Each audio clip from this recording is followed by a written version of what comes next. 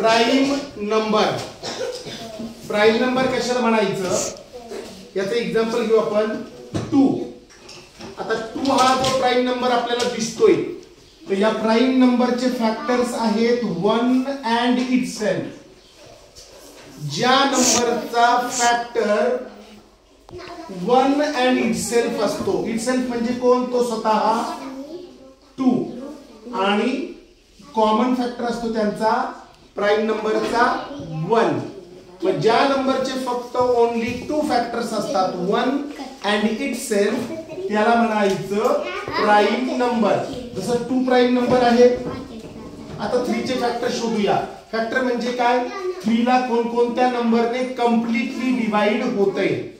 3 ला completely divide होतं मुलांनो, किंवा हा 3 कोणाच्या टेबल मध्ये आहे, 3 1 अँड 3 या दोनच संख्यांच्या टेबल मध्ये आहे, म्हणून याला म्हणायचं प्राइम फॅक्टर, प्राइम नंबर. आणि प्राइम नंबरचे फॅक्टर्स असतात ओनली 2. आता हे दोन्ही फॅक्टर आहे बघा 1 अँड 3 किती आहेत ते दोघे, ओनली 2 फॅक्टर्स आहेत. त्यांना म्हणायचं प्राइम नंबर. कोणाला, ज्याचे फॅक्टर्स फक्त 2 असतात. आता 4 बद्दल विचार करू आपण.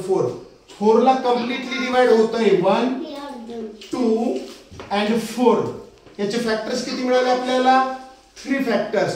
मग 3 फॅक्टर्स तर प्राइम नंबर नसतोय.